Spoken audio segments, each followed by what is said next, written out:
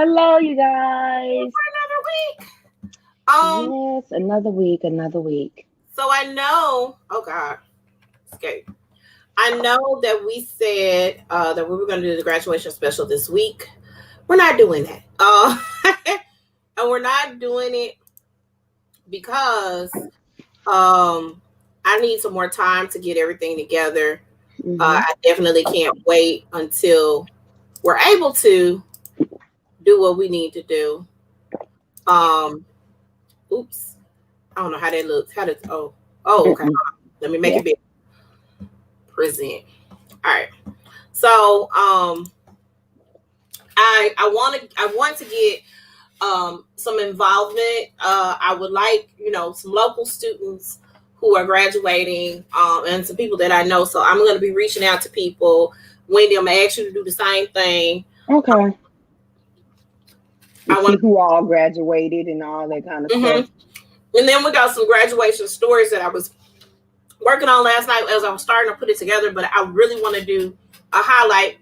And I also want to kind of talk about scholarships and that sort of thing, because whereas we already have the seniors that are graduating and they already kind of know what their next steps are, and some of them are probably still making decisions. We also have some students that are getting ready to graduate this upcoming year, and they're going in as seniors. So we want to make sure. Lord Jesus. We want to make sure that we are definitely highlighting those students and giving the information that we need to give for our people. So I definitely want to make sure that message is being spread, and I want to make sure we get that information. So hopefully and prayerfully, we will be able to share as much as we possibly can and do what we need to do from that standpoint. So that's where I am with that. Wendy, how's your weekend? It was, you know what? I'm going to say this. I want to congratulate my friend Jamie.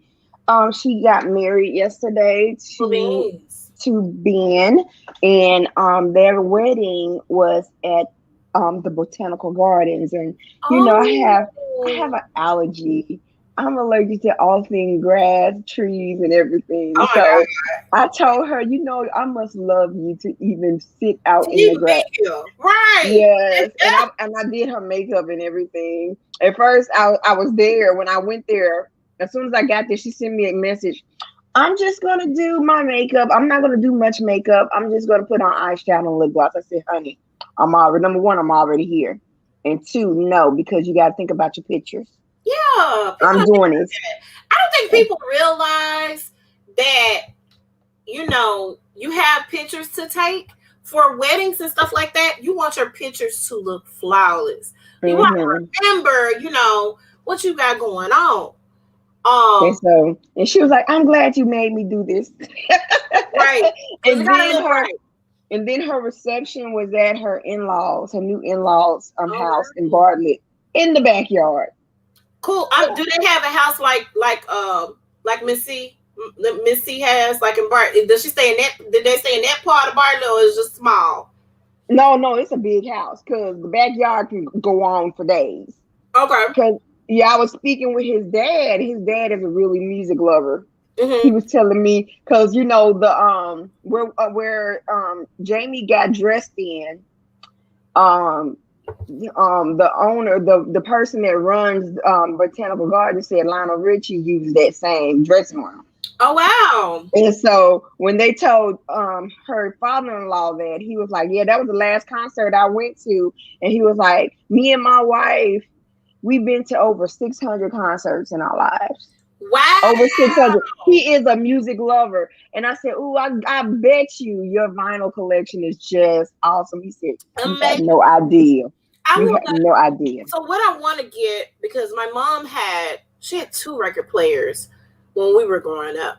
I want to get a record player, and I've seen some on Amazon. So eventually I'm going to buy one. And I want to get vinyl. I want to start up a vinyl collection because I listen to the apps and stuff. I've had CDs and that sort of thing, but I definitely want to Definitely wanna get a vinyl collection going on. I think that's dope. Yeah, he told me, he said Sirius radio station, because I have Sirius on my in my car. Right. He told me that they have a channel where they play songs through the vinyls, and you can tell it. And I said, I can just hear the fresh crackling sound, and stuff like that. But it was a lovely home. However, I couldn't stay for long. I really couldn't because of my allergies, and it really kicked my butt. Because as soon as I got home, I went straight to bed. But it was a lovely wedding. The ceremony itself lasts like 10, 15 minutes. Wedding ceremonies aren't long unless you add all that extra stuff to it, like people singing, and that's what. Like, I have a friend, Rodney. I hope you don't kill me if you ever see this. My friend Rodney, literally. So we went to their wedding, and it was like a musical. Like, it was dope because he's 7-day Adventist, and so of course they can blow. They can sing. Their choirs are on point. Like, I always love going to their Christmas programs. I go to their Christmas program. Well, I haven't, of course, lately due to COVID. But I was going to their Christmas programs once a year because it's really, really good. But they had like a musical. And so they were singing throughout the wedding. She didn't walk down to the regular wedding music. She did it's another wedding march that you do when you march down the aisle. I can't think of what it was. It was so dope. I was like, man, this is a bomb. It was the best. Longer than I expected, because normally the actual ceremony, when you say I do and all that stuff, doesn't take that long. You just got to get people down the aisle and that sort of thing. But when I tell you it was a musical, it was a musical, and I enjoyed it. I definitely enjoyed it. So, well, that day at the Botanical Gardens, you had 3 different weddings going on. And I saw 2 proposals. 2 different proposals. And I was like, at the weddings, though? No, not at the weddings. While I was waiting for her, and I was going to the venue where she was going to be dressed at. I saw 2 different guys proposing to their girlfriends, or their yeah. Okay. And I said, and I did a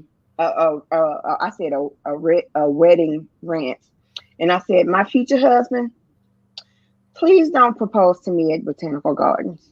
Cause you gonna die. Cause you gonna die before y'all get down the aisle. Oh God. Okay, so how about you? My weekend was cool. Actually got a slide about this. Hold on, let me see if I can slide onto that slide so I'm gonna get that one out the way before we get to everything else. Y'all seeing? Okay, so PJ Morton was here last night. So Memphis has the Memphis Tourism and Tennessee Tourism Association have this musical series that's going to be taking place here in Memphis every Thursday night called Get Loud. So it's going to be different artists that will be performing here in Memphis. And to kick it off, they had PJ Morton come last night. I missed PJ Morton the last couple of times he's here. I'm like, I'm going to see PJ Morton. I love this man. Y'all don't understand how much I love his music. My kids know the songs because I play it so much. I listen to him at least once a day. I like literally do. So I'm in the car and I'm jamming. So if I'm not listening to a podcast or trying to get into Clubhouse, I still ain't got into that yet. But if I'm not listening to a podcast, well, it's on PJ Morton. You know how they have the different mix on the apps that you have, music apps that you have, like Apple Music or whatever. Tidal, I have Tidal. So Tidal will put together a mix of stuff that you listen to the most. They do different mixes of, we know you to listen to all these artists, so we're going to put them in a mix. PJ Morton is like on all of my mixes, because I listen to him that much. So I love him as an artist. I followed him from, oh my God, since before he really started doing his thing. I knew this is Bishop Paul S. Morton's son, He was, you know, doing praise and worship. But see, let me tell you this. And my friend Lily and I were talking about this yesterday when I was getting ready to leave. This happened in Handy Park, by the way. So, guys, Thursday nights, I think at about 6 o'clock, if y'all want to see some live music, it's free 99. Okay? You ain't got to pay some money. Free 99. Free 99. And you guys can go out and look at these artists that are coming in. Kind of sort of like what they do at Levitt Shell.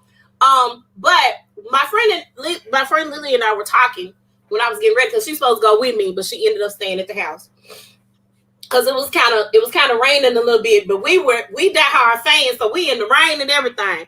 I see. We was in the rain. I had my umbrella. I had my little lounge chair that I have at my baby's football games.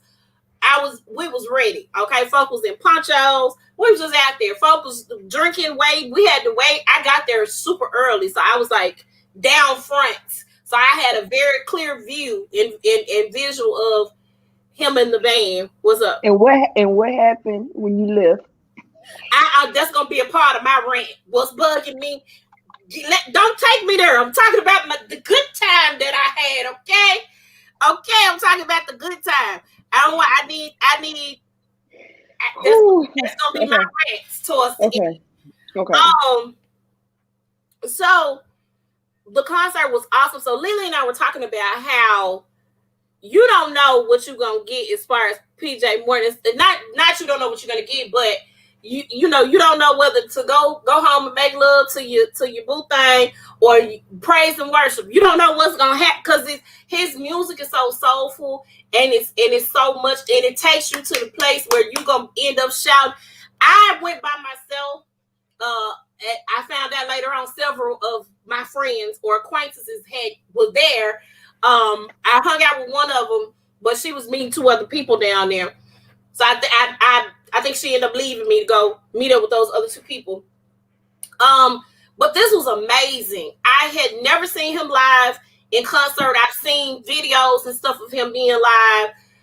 This was amazing. I feel like my life has been fulfilled because it was really, really good. He put on the show. Now the lady before him, Marcella, I said they got us, and she put on like an hour set before he came. We was like, okay, girl. We was clapping along. We was okay, girl. She was doing her thing. I don't know if she's bluegrass, blues, rock. I couldn't tell what genre she does, but I was super excited to see PJ Morton. It was awesome. So if PJ Morton ever comes back to town, make sure you pay. I would have paid to see that. I would have paid to see him, and he put on a show as if we paid for it. Now, let me also say this. Last weekend was the 100th anniversary of the Tulsa Massacre. We're going to be discussing that tomorrow on its own because I watched all 3 of the documentaries that came out. Okay, so which one did you see? I saw the one on ABC, like the 2020 one, and then I saw the one in CNN. Right, I saw that one to CNN. It was one other one that they did as well. But we're going to talk about the CNN and the ABC because the ABC one was like kind of short. It wasn't really long. Mm-hmm. So we'll talk about that. But that was last weekend. So his first live performance was actually last weekend in Tulsa to commemorate the 100th anniversary of the Tulsa Massacre. So that was his very first live performance that he done. So I was super excited about that. Also, let me also say this. I did not do a slide for this. Breonna Taylor's birthday was on yesterday. She would have been 28 years old. Happy birthday. Happy birthday, Breonna Taylor. My avatar did not show up. My Facebook picture. And I take pictures of myself and post on social media, but my Facebook avatars, normally the avatar that's on here, I had to switch some stuff up on the computer. So I still think those cops need to be arrested. I understand they've had their trial or whatever they've done, but they still need to go to jail. That's how I feel because that young lady was murdered. This is how I feel. I just pray that her spirit haunts the hell out of them. I done told y'all, if you do something to me in real life and I die, I'm coming back to hunt you. Don't take no pictures of me in the hospital. Look, look, I'm not. We're not doing none of that. Don't put me on a shirt on clouds. Don't do that with no wings around. Don't do none of that. I don't want it. Don't do it. You know. I will haunt you. So yeah.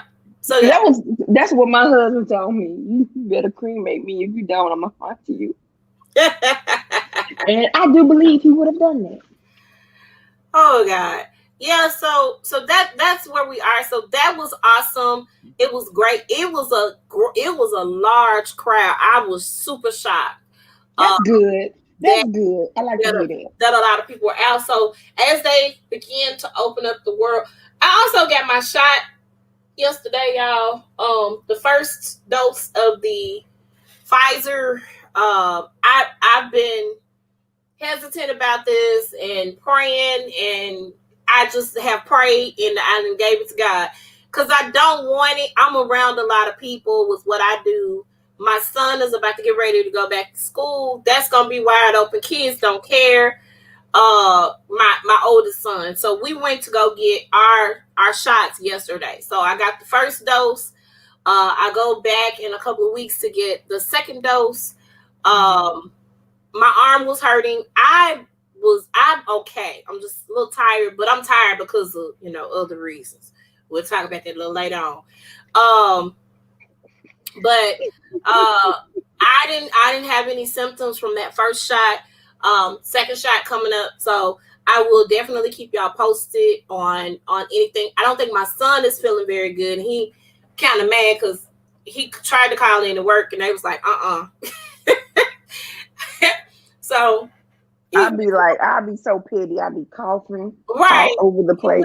I was gonna take him and drop him off so he could be on time, but he was like, girl, I'm gonna get there when I get there. I told him I wasn't feeling good. I said, okay, son. So he's probably walking all around. Baby, he walked. He was not. He said, I'm gonna listen to some music so I can be calm when I walk through the door. I'm gonna go in there and do my job. I ain't gonna say nothing to nobody. I said, okay, son. So he did that. So yeah, so I don't know if it's because of the shot or not. I didn't even think about that. Wendy just actually brought that to my attention. Because he was saying when we got home this morning, I would say last night, he got off work at 2:00. When he got home, he was saying, hey, my arm is hurting. I asked you before, I told him, I asked you before I dropped you off last night or yesterday, was your arm hurting? You was like, no, it hurts. It's hurting. Mine still hurts. So that's about the only thing. But I know I got the shot, so it is what it is. But yeah, so I went ahead and did that. Let's get going because we've been talking. So let me go ahead here. Let me go back here. All right. So our shine this week goes to Kristen Clark. She is the first Black woman in charge of the Civil Rights Division of the Department of Justice. First Black woman. She has her parents are from Jamaica. So they're Jamaica. What's the word I'm looking for? They're from Jamaica, and they is it not immigrants? Okay, sorry, Jamaican immigrants. I was looking for my word. Jamaican immigrants. And she's been working in the Civil Rights Division for pretty much a good part of her career. And she's done an excellent job. And so the Civil Rights Division not only covers people of color, but she's also been working on sex trafficking, that sort of thing. So she's been working on putting the bad guys away for a very, very long time. 20 minutes of mindset, 20 minutes. Very, very, very astonished that there has not been another Black woman that has been the head of this position. I'm not sure if there's been a Black man, but I'm very proud of her. So shout out to you, Kristen Clark. Do us proud. Make sure you are doing your part. I know you're going to do your part to help take the bad guys down. So we're super excited for you. Okay? Yes. All right. Reality. Reality. Let's talk about the tea. couple of things to talk about here.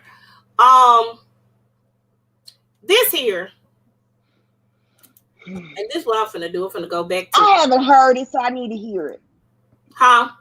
I haven't heard that tea, so I need to hear it. Okay, so Fallon Guabadia, who Portia, of course we know the story.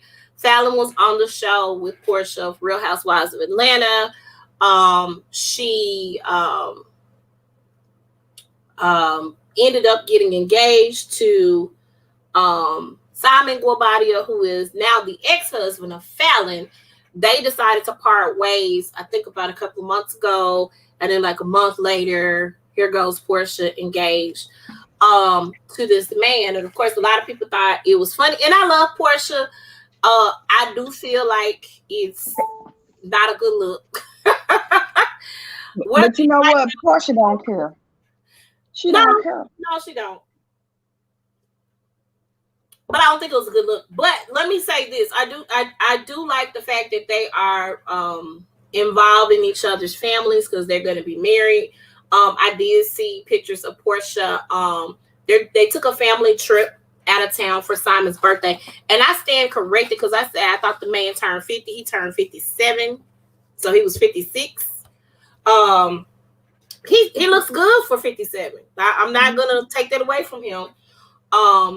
But this was his 57th birthday. They're out of town on family vacation, so they were on a boat, and she posed with one of his daughters and her baby, and they're all in like matching swimming suits. I thought that was really cute. I thought that was cute.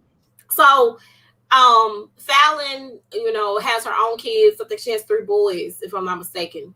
That she brought into the situation prior to being married to Simon. She and Simon don't have any kids together. Now the rumor is, and the word on the curb is that Fallon was cheating with someone that was supposedly her best friend, and kind of had been cheating. I don't want to say all along, but they had been cheating for quite some time. Simon apparently has receipts and is claiming that Fallon is now pregnant. But Fallon is getting ready to do a tell-all interview with Adam Tells It All. I can't think of his name. He's a YouTube creator. It's supposed to be premiering June the 10th. So I'm gonna be watching it. She's gonna get her additional 15 minutes of fame. Right, Up and Adam. That's the name of the creator, Up and Adam. He's doing this exclusive interview with her, so it's gonna be airing June the 10th. What you think about this, Wendy? I don't. Okay, let me also add this to the fire. 2 people had commented about this situation recently. One being the Brat. Now the Brat and Portia are homies. They do Dish Nation together as a part of Ricky Smiley's show. Mm-hmm. And Portia, the Brat, I'm sorry, not Portia, the Brat got on Gary the T's case because she was like, I need you to stop talking about this story. Because this girl, she said, first of all, she wants her 15 minutes of fame. That's what she wants. That's all she's doing, is trying to milk the situation for what it's worth. She was nobody before the show. And after this, she's not gonna be anybody. So basically, she's taking up for Portia. And I'm paraphrasing it. I don't have the exact words that the Brat said, but basically, she's taking Portia's side because that's Portia's girl.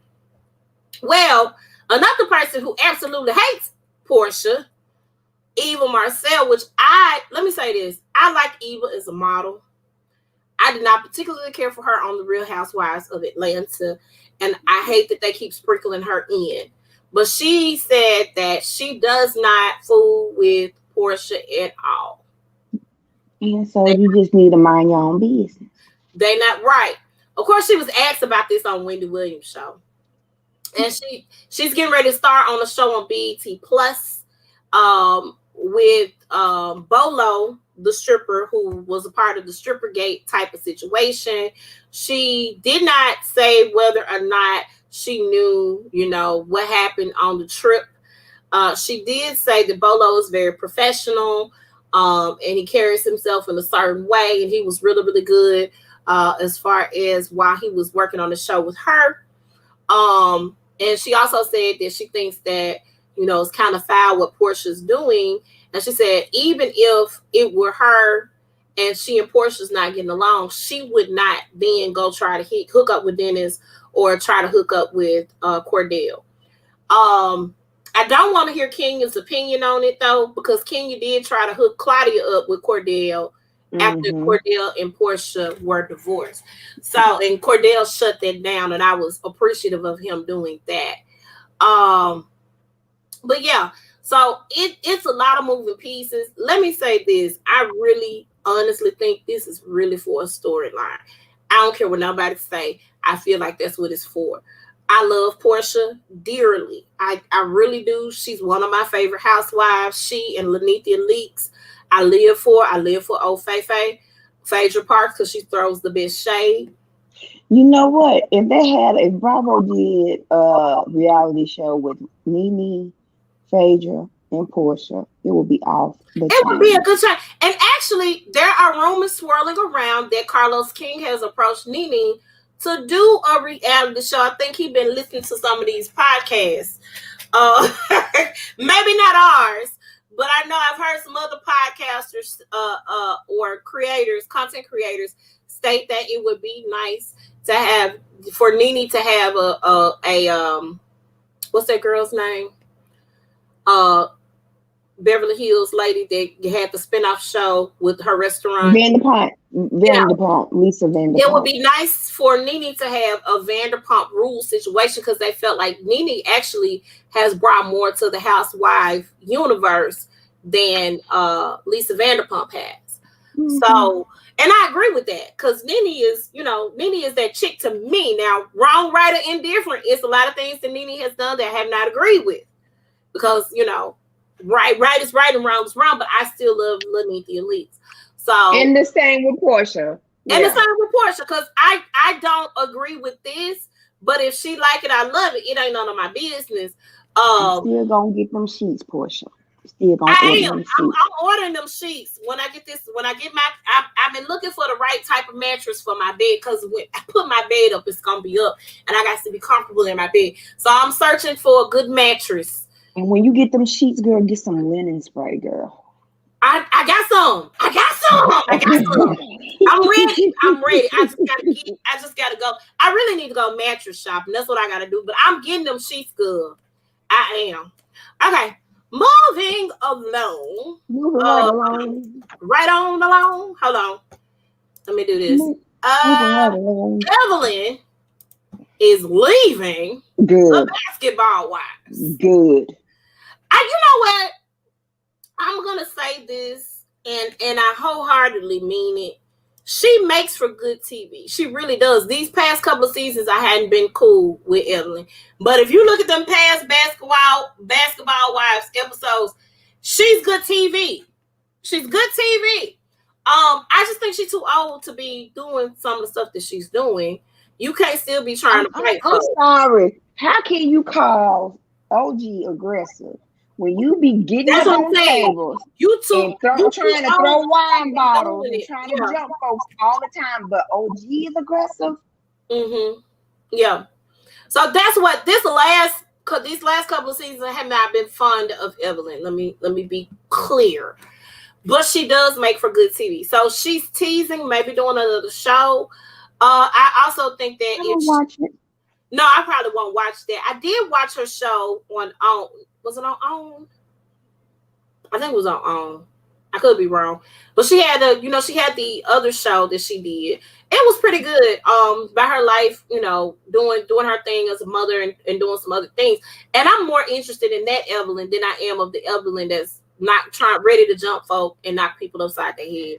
I just can't see myself starting all over with a child. Now, baby, I couldn't do that. But here's the thing. She really wanted that baby because she had so many miscarriages to get to that point. Okay. Mm-hmm. Anybody who genuinely wants that, she had the baby. She had Shanice when she was a baby. She was a teenager when I think she was like 15 or 16 when she had Shanice. So her and Shanice are really like, you know, girlfriends at this point, you know, because it's like they grew up together, you know. So as an adult, her desire to have a baby, and then of course at the time she was getting ready to get married to the baseball player. I get it. I understand that you want to have a child with the person that you love. Now keep in mind here, I say this all the time. Business is closed. Okay. Everybody know how to go to the bathroom. Everybody know how to tie their shoes. They know how to put their own clothes on. I ain't gotta do nothing there for them.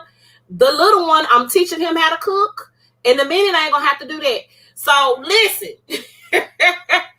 I just want, at this point in juncture, when I get married, I'm okay with being a stepmama.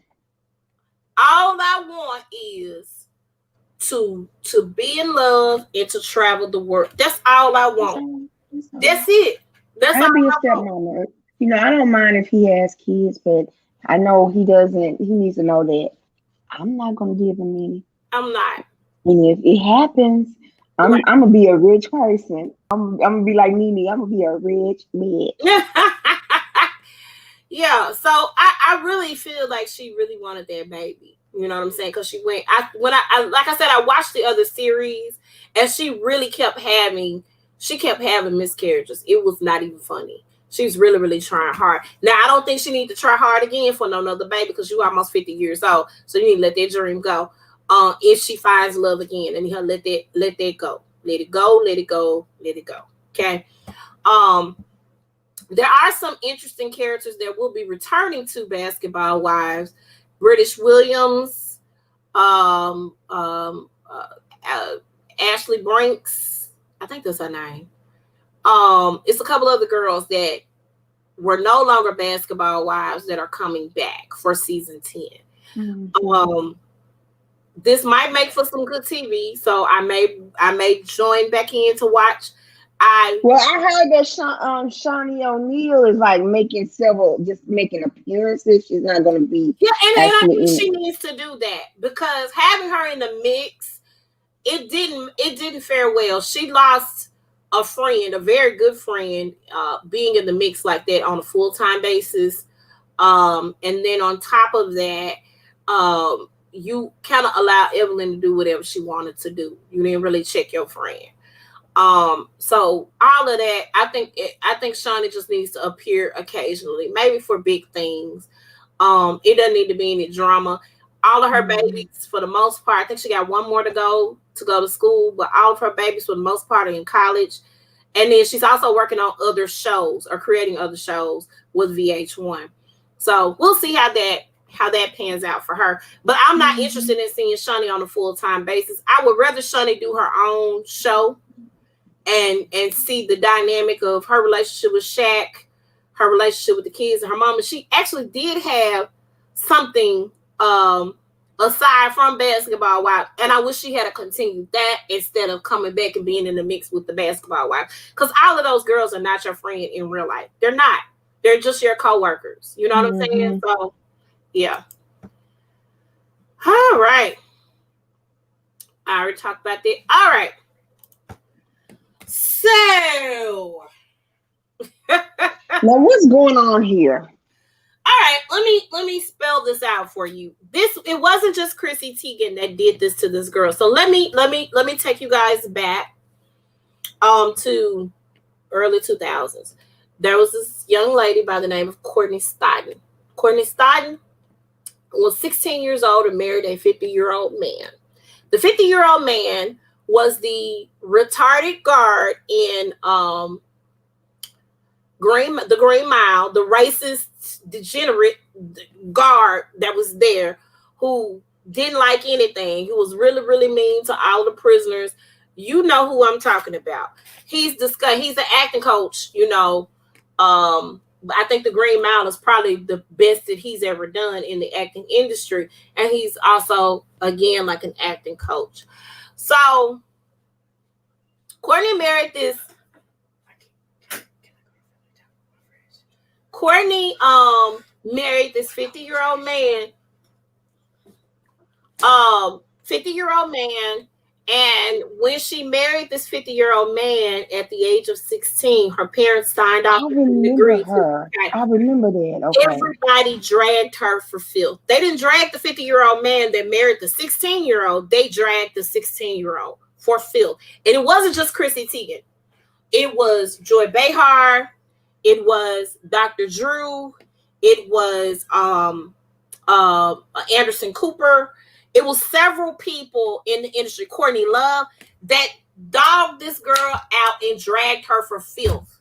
Mm. Like at the age of 16, you can give consent to marry somebody, okay? Mm-hmm. Mm-hmm. So she did an op-ed recently and also did an interview because she's coming out with a book. But didn't she have a lot of plastic surgery though? She did not. That was the other thing. Okay. The misconception. So let me tell you what happened. Dr. Drew did a breast exam on her to prove that her breasts were real. This baby is 16 years old. Okay? Some of us are busty in the teenage. I was. Okay? I was a C-cup in junior high. I was a C-cup in junior high, so I understand. Right. So she was just a busty girl. She got teased in school, just kind of going through some things when she was a teenager. Her mom and dad, at first her dad wasn't going for it. Her mom was okay with it.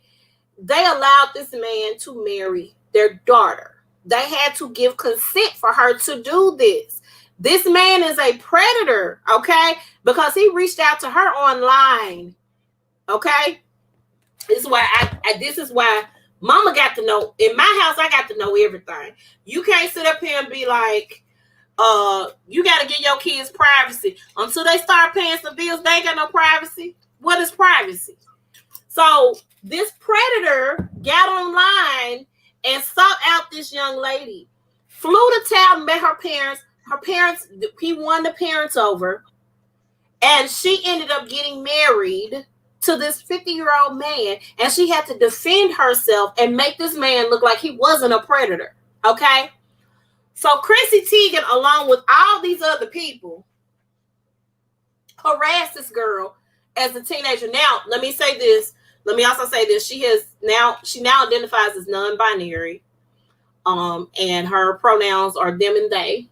So I want to put that out there right now and let you know. So I don't want to get in trouble if somebody watches this video. It's like you didn't honor their pronouns. So according to Courtney, Chrissy Teigen sent messages, DM'd her, personal messages telling her to kill herself. Okay? When the documentary about Britney Spears came out, which that's another person who the world just kind of came down on because this image was built of her.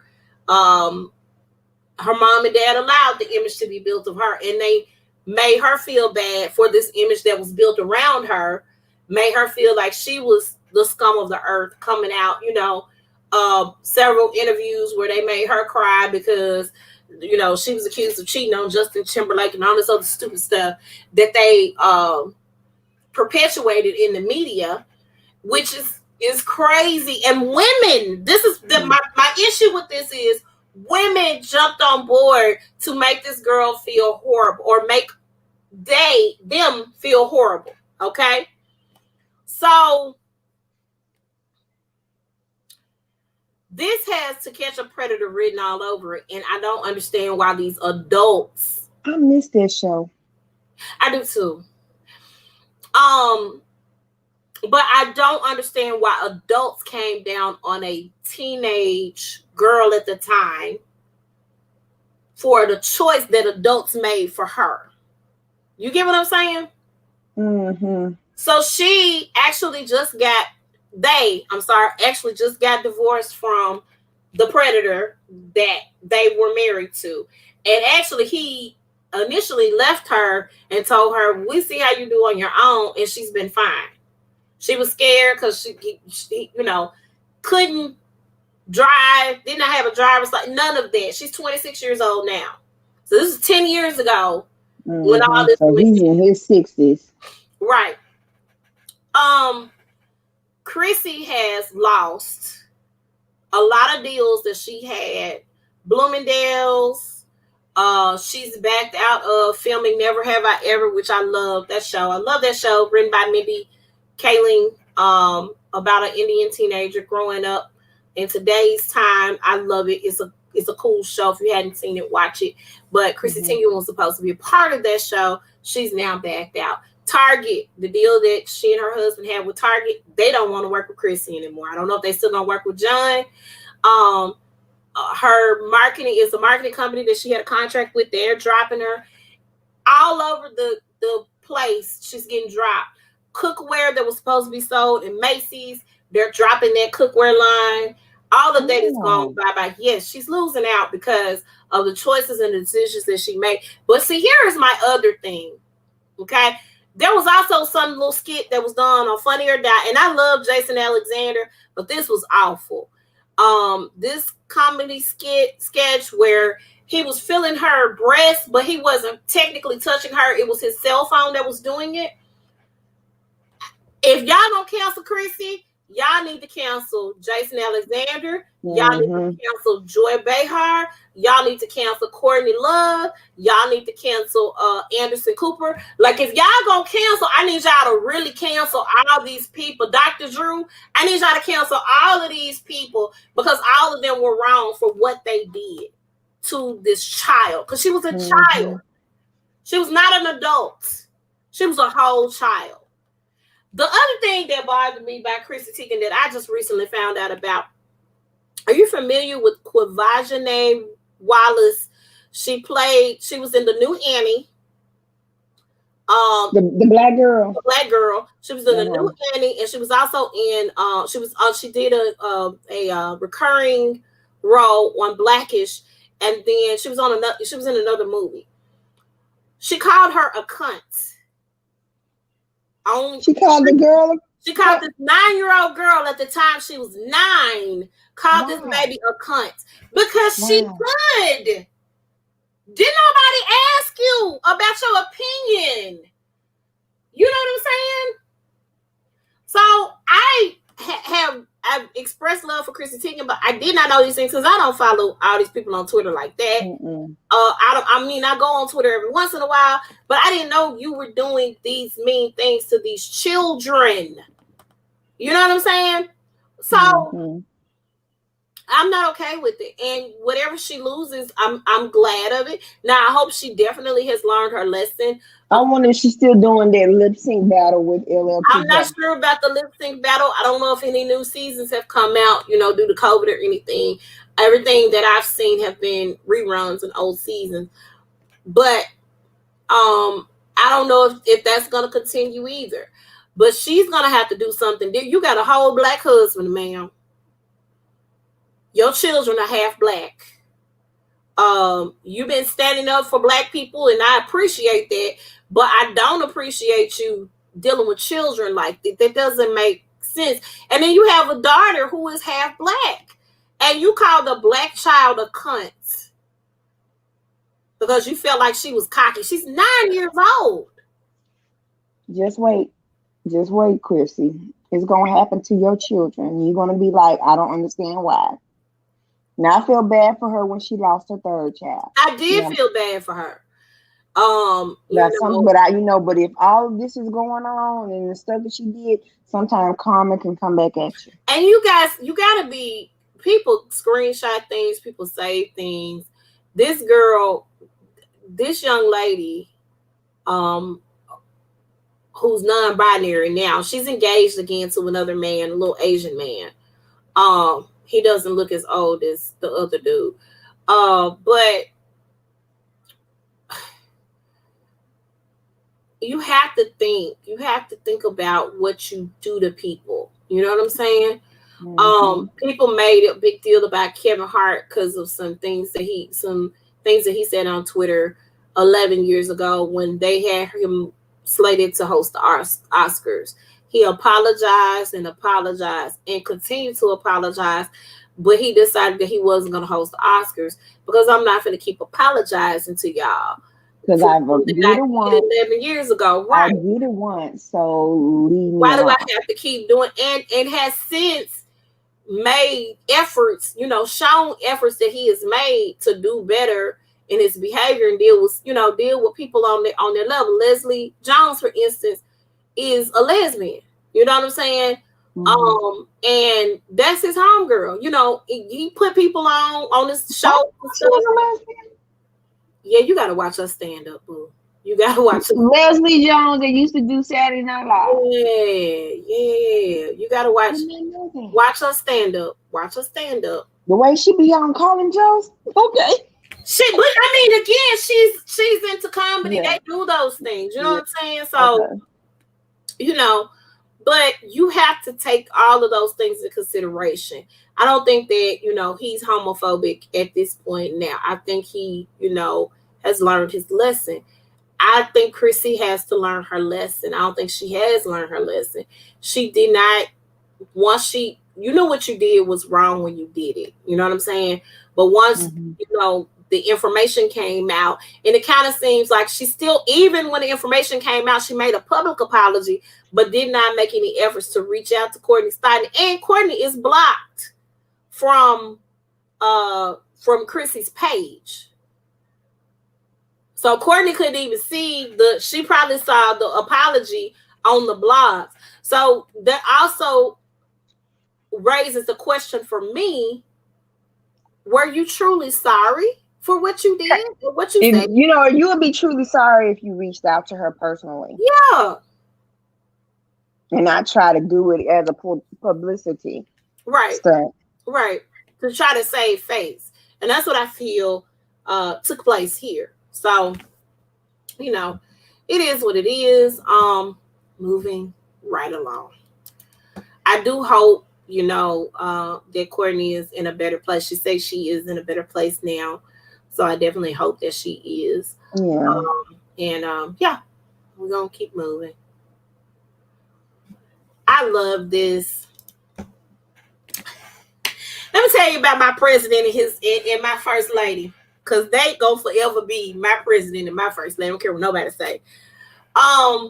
The Obamas are producing a series that teaches kids about government. In the name of the show is called We the People. It premieres July the 4th. And it has original music by her. I actually just heard that cut is dope. I love it. Let me tell you what the name of it is, because I looked it up. The name of that song, hold on, because it's on my title. I was like, let me listen to it, see what her talking about. I heard it and I was like, dope. I'm excited about this series. Change is the name of the song by her for the Netflix series We the People. Daveed Diggs, my girl Janelle Monáe, Andra Day, just to name a few people. They're going to also be providing original music for the show. This is going to be awesome. Guys, listen, this is something that we need to make sure that our kids are watching so that they can understand how the government works, because guess what? They have to be productive citizens in the world. I'm super excited. This is a part of their streaming deal that they have with Netflix. They have some other shows that they have produced that have been featured on Netflix. Of course, I think they kicked that off with Michelle Obama's book tour when they did that documentary on that. So make sure you guys check this out. The support, I think they would enjoy it, but I think this is awesome for kids to learn about the government process, because it's grown folk that don't understand. So all you grown people that don't understand how the government works, I think y'all probably need to watch this show too. Hello. So I think this is going to be good. July the 4th, We the People, Netflix. Make sure you check it out.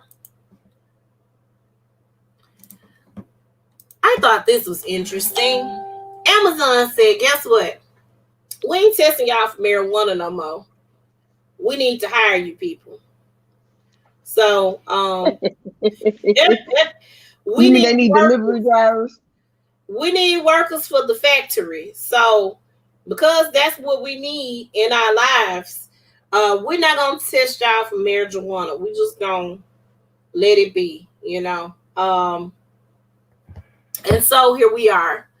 No testing for marijuana. So if you need a job and you don't want them testing you for marijuana, and you smoke marijuana, understand you can get a job starting off at $15 an hour with Amazon without being tested for marijuana. I just want to put that out there as a little service announcement. Now the working conditions might not be great, but it's a job. I'm just putting it out there. So for those of you who have a problem passing the drug test because you cannot let the weed go, here you go. Amazon right there. They're going to hire you. I promise they are. All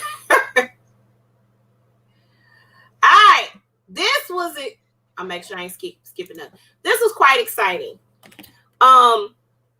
Spider-Man Into the Spider-Verse, the first, rendition of the film came out, and I dug it. Miles Morales' Spider-Man. But Issa Rae is going to be playing in the sequel as Spider-Woman. Of course, she's going to be just voicing the character because Into the Spider-Verse was a animated film that was good because I watched it. But for all of you Marvel people out there, this is awesome. Issa's doing her thing. I don't care what anybody says, because even after Insecure, and I'm still mad that this is the last season of Insecure. Somebody had a theory about Insecure that I saw in one of the groups. It's like, yeah, what if Issa and Molly end up together? Girl. Oh my God. There are some of you who think that Issa and Lawrence needs to end up together. We got to see what this dynamic is going to look like with Condola, and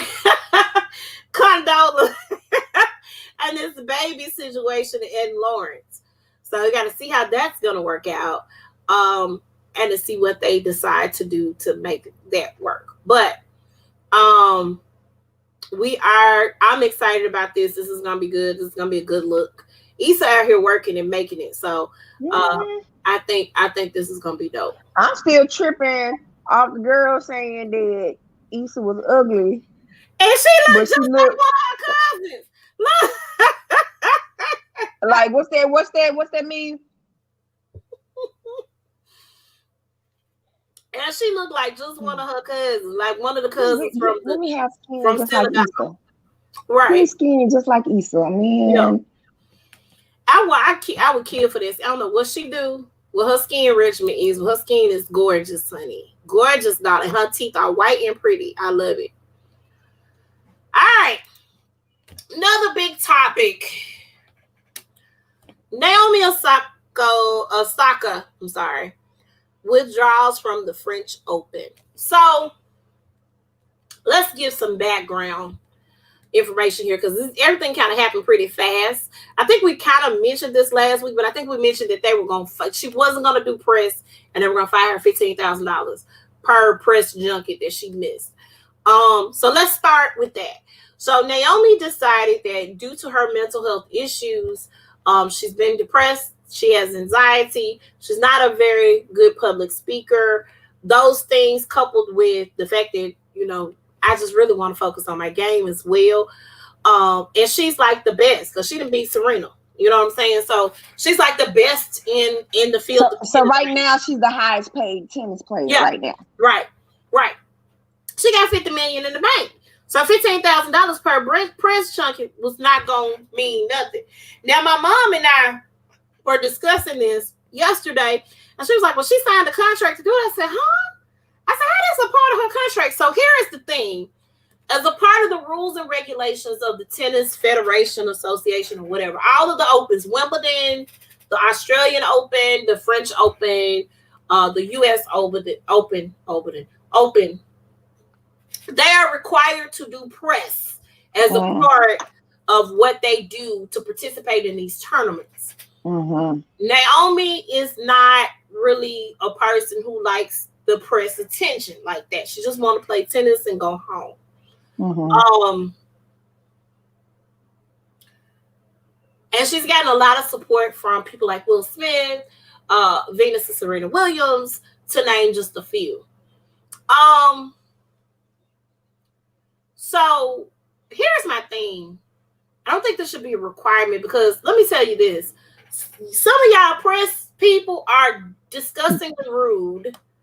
Y'all they are ruthless. They're trained to be ruthless.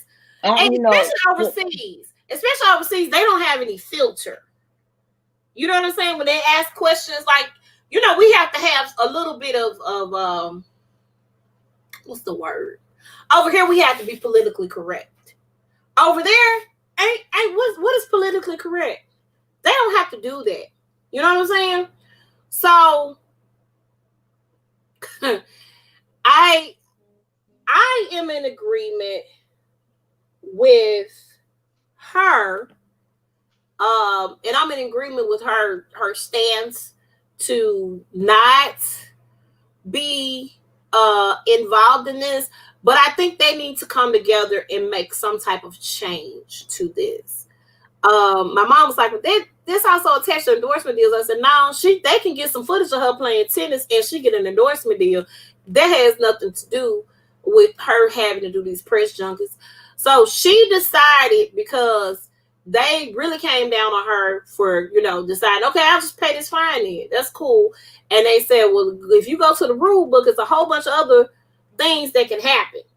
So all these other things that can go down and happen, they're going to happen to you if you don't do these press junkets. So she withdrew from the French Open. Mm-hmm. I agree with that. Your mental health is very important. In order for you to be the best at your game, in order for you to have the mental capacity to go out there and do what you need to do. And they are disgustingly rude to these players. So let me tell you about Venus Williams. I love her. They asked Venus, well, what do you think about Naomi Osaka, you know, stepping down? Like, would you step down from a tournament if you didn't want to do the press? Venus said, well, first of all, I have to remind myself that these people who are interviewing me, they don't know how to play tennis. They can't play the game at all. They're hired to do a job to ask me questions about something that I'm great at. I said, come on, Venus Williams. I was like, baby, that's a whole mood and I'm here for it. How you gonna interview me and talk trash about me when you ain't never played the sport a day in your life? Like, come on. What are we doing? So they also asked Serena about it, and Serena said, you know, I've been trained to have tougher skin. You know, their dad like prepared them for this thing. And you know what? I don't agree with them having to do press, especially if their mental capacity is not there. Michael Phelps also has supported her. There are other, like I said, it's a number of other people that have. Michael Phelps has dealt with some mental health issues as well. He's gone through some stuff. His stuff was I think petty in comparison to what this baby's going through, but we don't know what happened. He's the spokesperson for Talkspace, so you know. Because I think he got in trouble for marijuana or something while he was training for the Olympics. But anyway, Serena said, you know, some people don't have tough skin and everybody's not built for doing these interviews. And let me say this, I think that her parents should have hired somebody to train her for this. But you also look at her child's temperament. I wouldn't dare, you know, Jalen is a character. So Jalen go to the NFL. I think Jalen's going to be able to handle whatever interview thrown his way because that's who he is. He talks to people on a regular basis. He make friends easily. He has that personality. Had the shoe been on the other foot and Joshua was going to the NFL and stuff, I'm like Joshua. I'm like Marshawn Lynch. I'm just here so I won't get fined. That would be Joshua because Joshua is not that type of person. Like, he'll do it if he has to, but if he's not in the mental space to do it, no, girl, I don't want to do that. Why? Why you make me do that? That don't make sense. You know? So he would pull the Marshawn Lynch, and maybe Naomi should have did the same thing. I'm just here so I won't get fined. I remember that interview vividly. He told the people and warned them. He told them, "Hey, I'm not finna answer none of your questions." I said, you know, he said, I whatever you ask me, this is the answer that I'm gonna give you. So be prepared, because I'm not answering any of your questions. Y'all said I had to be here. You didn't say I had to answer your questions. And so throughout that whole interview, Marshawn Lynch said, I'm just here so I won't get fined. And I think maybe Naomi should have, because they can't tell you to answer these people's questions. Mm-hmm. But I don't know if she gets anxiety from the cameras or the attention. I'm not sure. So she's not Marshawn, but I love Marshawn Lynch. But you know what? And it really didn't help when she beat Serena. They booed her. They did. That wasn't. And Serena was like, y'all don't do this, baby. Why are y'all doing it? Right, so she did it fair and square. So, she beat her idol. Yeah. Just can you imagine the feeling you beating your idol and then you just getting booed like that? You getting booed by people because you beat your idol. She black, Serena black. Serena root for everybody black. Serena in a minute gonna have to hang up her tennis rack. Right. And sit down. This is the new generation. Her and Coco Golf. Like, come on, let these babies shine and do what they do. And I'm like, yeah. I was just like, okay. I was over it. Yeah. I think Serena should be a coach. I think Serena should be an awesome coach. She and Venus probably need to have and they probably do, but I'm just putting it out here. In my mind, I feel like they need to go to Compton and have a tennis training camp. Like their retirement plan need to be a World Federation tennis center. Now listen, if y'all ain't thought of this, let me put this out here right now. I want my 10% cut. I'm only asking for 10. Normally managers ask for 20. If y'all hear this and y'all ain't had the idea to do this before now, I'm telling y'all, I just want my 10%. Don't let me find out y'all to listen to my podcast and it came up with this good old idea. But I think Serena would make a great coach, an awesome coach. I think Venus would as well. Their dad coached them from babies, And let me also say this. I think Tiger Woods would make an excellent coach. Well, I think he's coaching his son. I think his son is going to supersede him. His son, his Kablasian son, is going to go. How old are their babies? Are those babies now? I wonder. I'll check. I'm going to move on to the next story. Tiffany Haddish is playing my track idol. I'm so here for this. I don't know what to do. Tiffany Haddish. Okay, so the son is 12. He's 12. And the daughter is 13. Okay, so the daughter probably don't want to play golf at all. Mm-mm. Their mom is beautiful enough to be a model. So if she, I don't think she's gonna have no height. Oh, she's married to a billionaire, so it don't matter. Right. Okay. Tiffany Haddish is gonna play my track idol. Let me tell y'all something. I love Florence Griffith Joyner, aka Flojo. She died in 1998. That was my senior year in high school. Was it like a massive heart attack or something? She had a seizure, an epileptic seizure. So she had epilepsy. Okay. I don't know if she had epilepsy, but I know that's what she died from. Hold on. She was awesome in what she did. Her husband also did track to Al Joyner. It's her widow. And they were actually out there, doing things together, winning gold medals together. He on the men's side, she on the women's side. He's going to executive produce as well as serve as the creative consultant for this film. Tiffany Haddish is also executive producing. That's what it was. Huh? Yeah, it was an epileptic seizure. Yeah. I don't know. Let me see. But I don't know if she's diagnosed with epilepsy. I'm about to look and see. Yeah. So, but she did die. I loved her for her nails were always done and long, and then she had like the best track outfits. I love them. That one leg off, one leg. I just love FloJo. I loved her. Anybody who knows me knows I love track and field. That's my favorite part of the Olympics. If ever they have a little track and field, I don't stop and watch it. I love track and field. I love FloJo. Tiffany Haddish kind of sort of favors her. Look wise, I think they can really make her, add some hair to their head, because she did shave all her hair off. Add some hair to the head, and I think Tiffany would. I wonder if she trained, did any training? Tiffany's probably just as busy as the rest of them, because I know she's doing Kids Say the Darndest Things.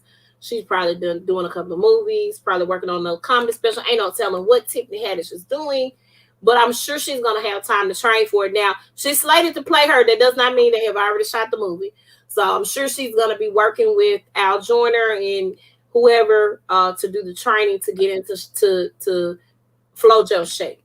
Well, I wonder if they're going to do like they did in the Twilight movies. You know how they was running fast with the treadmill, making it seem like they was running real fast.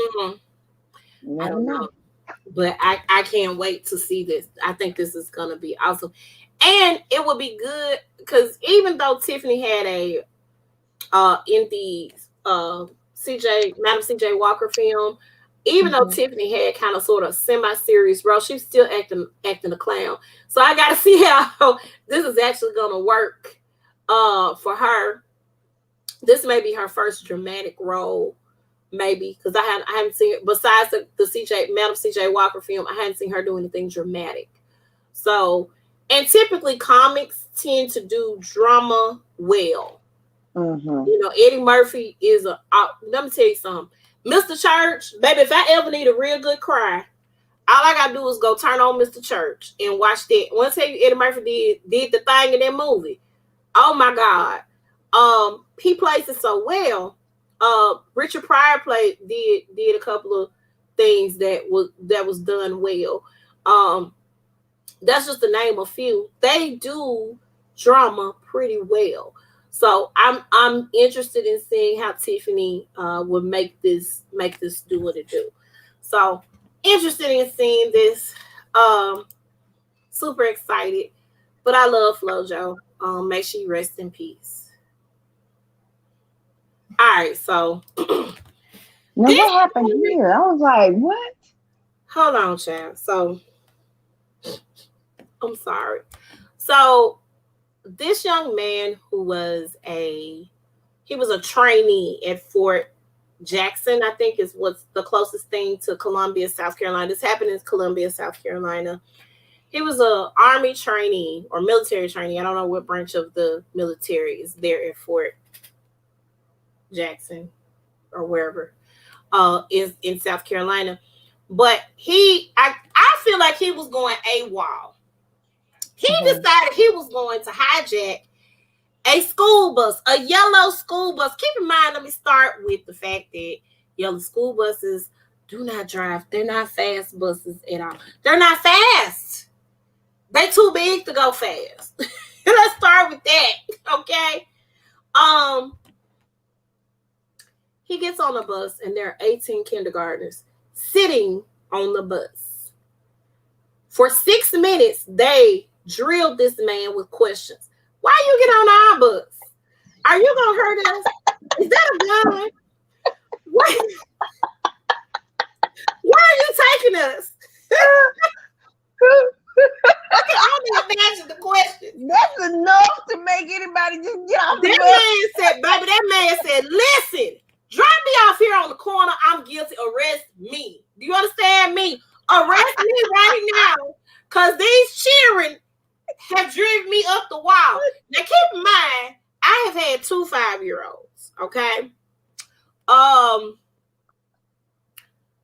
Joshua, and I'm not saying that my baby is not intelligent. Let me start off by saying that. I'm not saying Jalen is not intelligent, but Joshua would ask me questions with the big words, and he know what they mean, and he uses them at the age of 5, okay? Uses them in the proper content and context. And I'm trying to figure out, sir, how did you learn that word? Who said that around you? What have you been reading? So he used to ask questions. He always wanted to know, why are we there yet? I hate that one. Oh my God. I couldn't there yet. And then Jalen, who's still at the age of 11, asked me 11 questions. Okay? Asking all them questions. Why you asking all them questions? I just want to know. So I could understand this man's plight to go on and get arrested. Go ahead, arrest me. You know what? I surrender. I did it. I did. Lock me up and throw away the key. Now let me say this. Hold on. It kind of reminds me. You remember the movie Dennis the Menace? Yeah. And the crook. Yeah. And he was like, "Thank God the police is here." Right? Oh my God. Oh my God. Because. Oh my gosh. I can just see it now. First of all, sir, I don't think you thought this through at all. So he has since tried to escape from jail twice. Them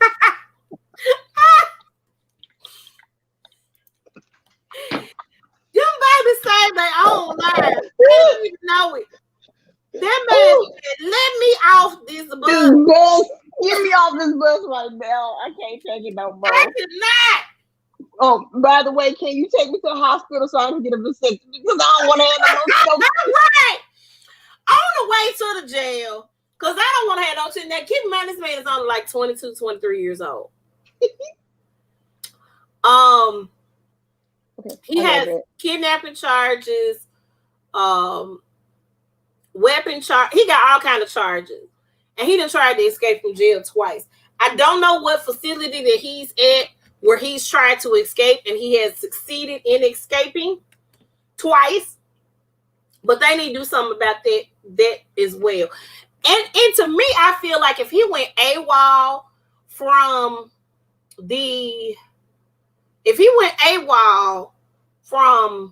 camp or wherever, I feel like he probably is in military jail, but I don't see how he would have gotten out of there either. Because he was a trainee in the military. That's the thing. So I don't know.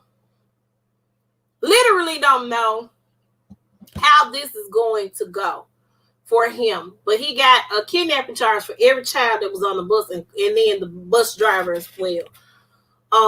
But yeah, these babies saved their own lives. The police claim the kids were scared, but I think the kids just, were 5-year-olds. That's what I feel like. Anybody who's had 5-year-olds around them, kindergartners around them, y'all understand this man's struggle with this situation. Oh my goodness. Amazing. So, Wendy, you ready for the next story? Because this one is a doozy. It ain't a doozy, but it's caused a debate. Go ahead. In our community. Oh Lord. Somebody just posted a picture. Yamika, hey girl. She just posted a picture of a woman going in Walmart. She had on a long night shirt with a camisole that's matching, and also some shorts with a bonnet on her head. You guys, the only reason I would be okay with a bonnet on your head is that it's your wedding day. You just got your hair done and you have to make a quick stop because you forgot something. And you need that bonnet to save your hairstyle because you're about to get married. Other than that, no. So there are a lot of different arguments to this. Let me start off with what Monique said.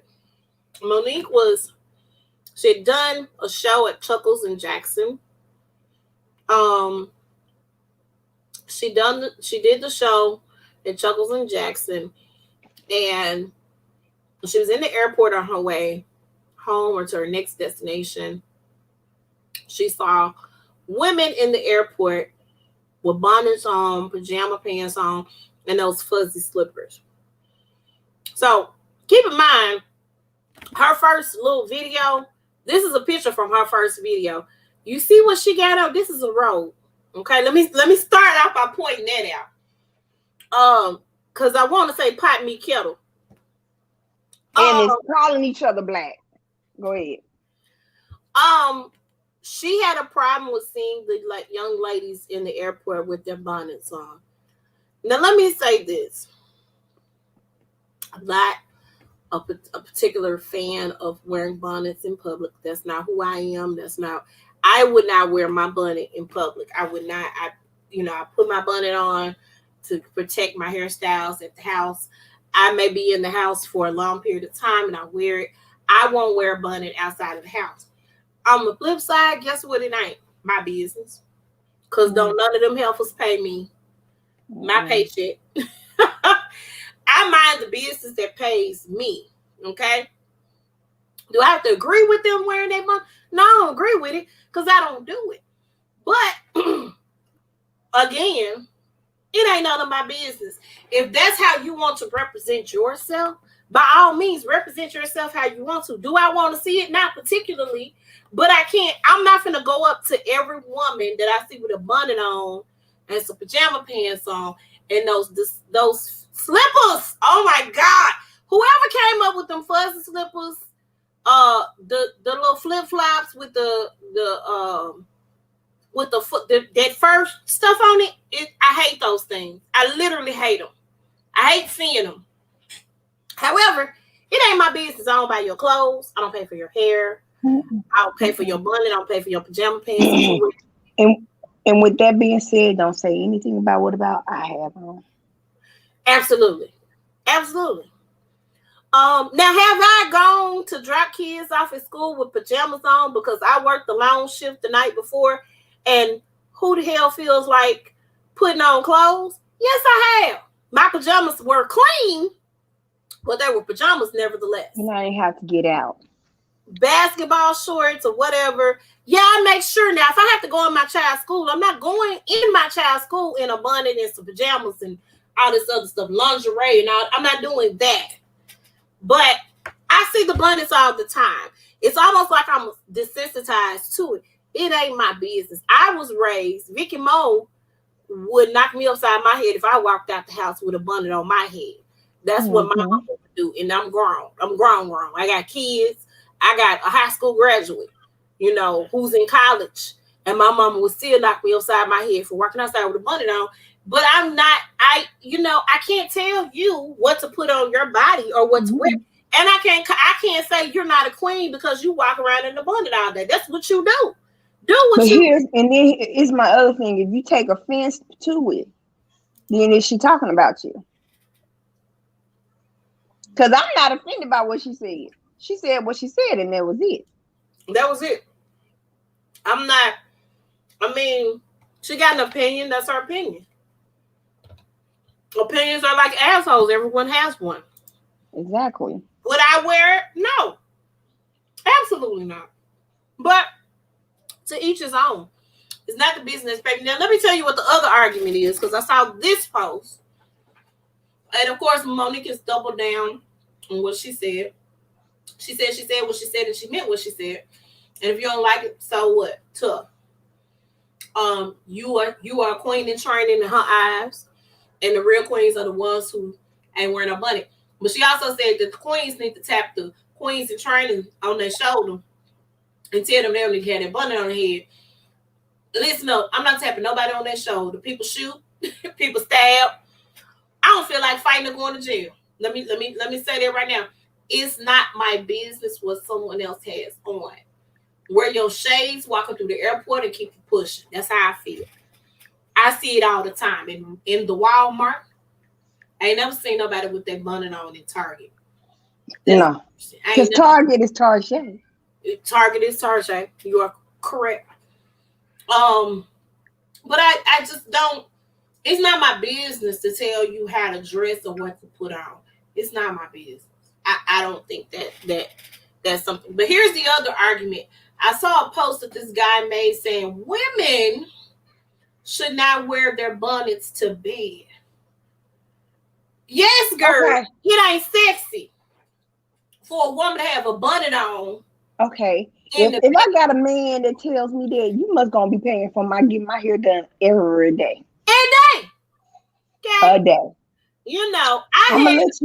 I dated somebody who told me they didn't want me having rollers and stuff in my head when we got married.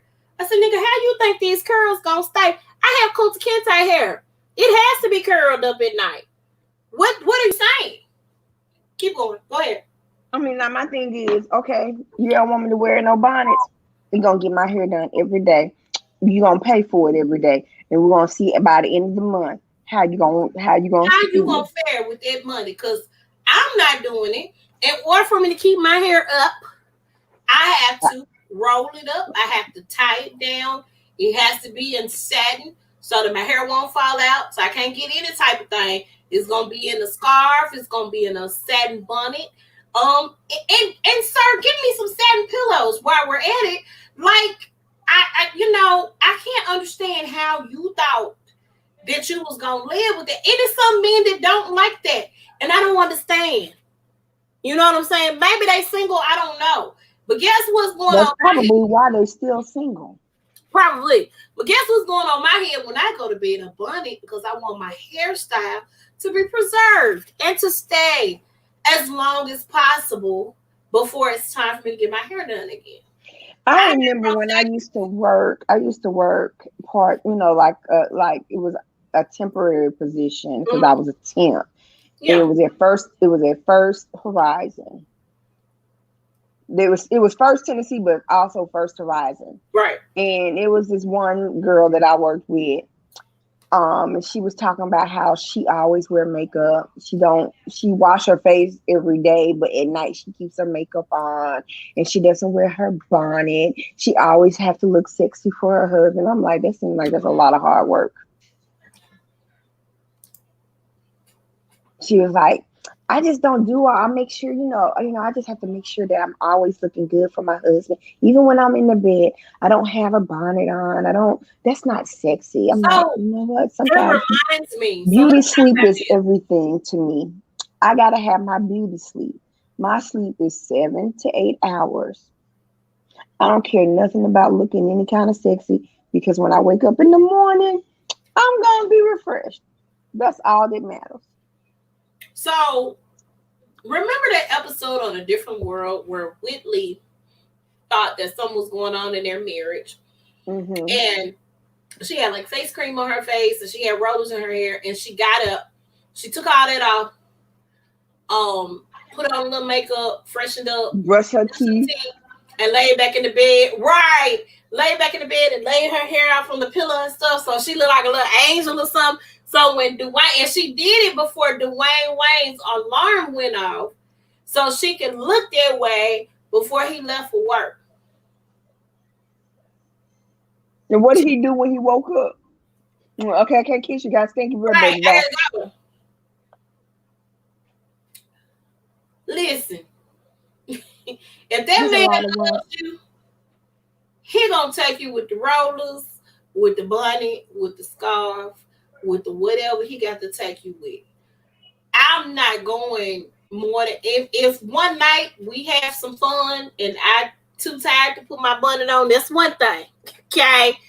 But I ain't going a second night without doing it. I just need you to understand and know the bonnet is going on my head. Okay. It's going on my head because I need to preserve my hair. I wear a bonnet. I got these it's a bonnet on my head. To the black brothers that say that bonnets are not sexy in bed, we are not white women. Our hair is not made like that. Oh no, I do not. Again, Kunta Kinte is my direct descendant.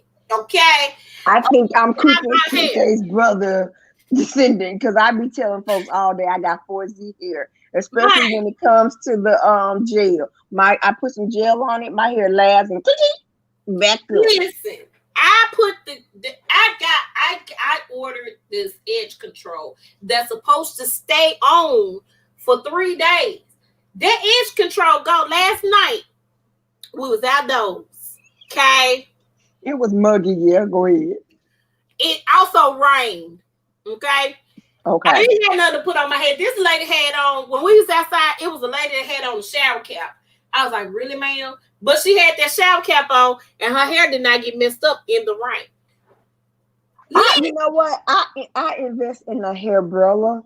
Have you ever heard of those? I have not.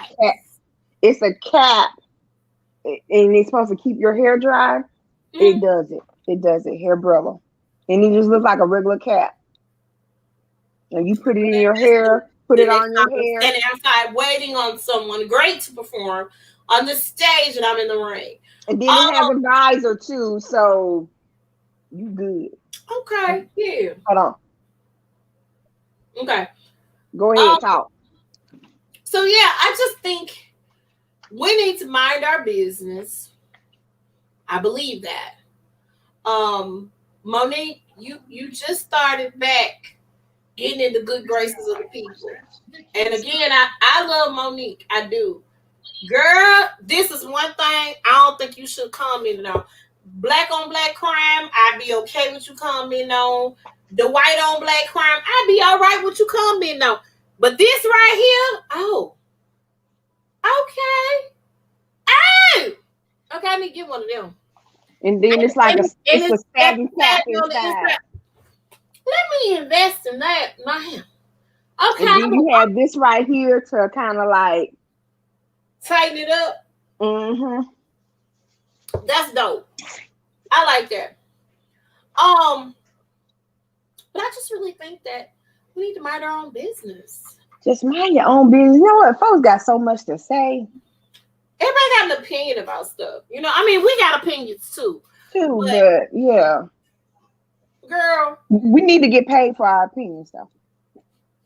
I'm just saying. I just don't understand how you decided to make this whole thing. And again, there are a lot of people that agree with it. And a lot of people are pointing out how people were clowning Derrick Jackson's wife when she had a beanie on, not a bunny. I don't know why everybody keeps saying she got a bunny on. I thought it was a bunny too. I had to go back and look at it because y'all. It's a beanie.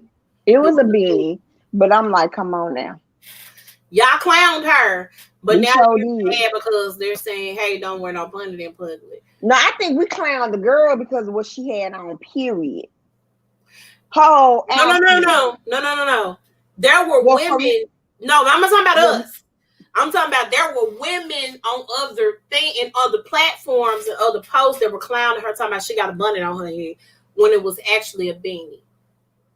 So they clown her for wearing that on there, talking about her husband and whatnot. Yeah, y'all just mind your business. It don't pay. It don't cost nothing to mind your business. I promise it don't. And again, no love lost from Monique, but I just think that she just should not have picked this battle to fight at all. All right, here we go. I'm gonna let you go first, cause yeah, I'm jerking for a reason. I'm gonna tell you what's bugging me. So this morning, I got up. I gave my son a good 15 extra minutes to sleep. Mm-hmm. Want to be out of the house by 7:45. Mm-hmm. I wake him up 7:15. Give him 30 minutes. You know, teenage boys don't take long to get ready. I wake him up. I say, Josh, time to get up. Go to church. So I'm in there. I'm doing my makeup, which this is what I had on for church. Mm-hmm. And so by the time I got my clothes on and ready to go, I go in the room and he's still asleep. And I said, all night playing video games? I said, Joshua, I said, get up. It's time to go to church. Well, you didn't say we had to go to church. I am so tired of these folks sending me these text messages, these texts. I don't know. And it's too many people. I cannot block. Okay. That's another thing that bugs me. I get these text messages. But first, okay, let me tell you 2 things bugging me. Okay. And so he was like, well, you didn't say last night we had to go to church. Look, until I tell you that we're not going to church, every Sunday we're going to church. Girl, the rule of thumb in my house was, I don't care what you did the night before. You can go party like it's 1999, but what you gonna do is go to church. You gotta go to church. Baby, listen, we was at the church house, and my mama made us go to the 8 o'clock service. So if you walked in the house at whatever o'clock in the morning from whatever you was doing, you had to be in church. Now, I struggled to stay up. I absolutely did. I struggled. I struggled. I'm gonna be honest with you. This, when I was working the camera, I struggled. I really did. I was like, Lord, keep me up. Mm-hmm. But it was just okay. Now the second thing that's really bugging me, I've been getting these, I don't know, these spam text messages. Yeah. And it's sexual content stuff. That's what it is. But I don't open it up. But that's what it basically is. And it's too many people that they're sending it to. I can't block who's doing it. Oh.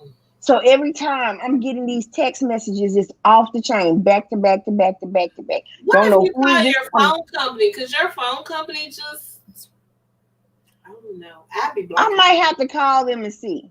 Yeah, because that's ridiculous. But that's what's bugging me. Now, girl, go ahead and tell the people what's bugging you, because I think I know. So last night, after I had my fun at the PJ Morton concert,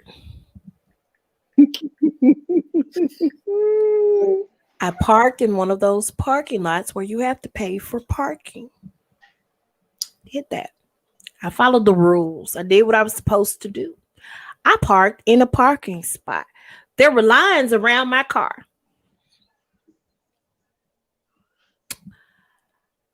When I got to my car, I could not get out because there was an additional parking lane that was created by people who wanted to park in that parking lot because it was convenient for them, because the baseball stadium was directly across the street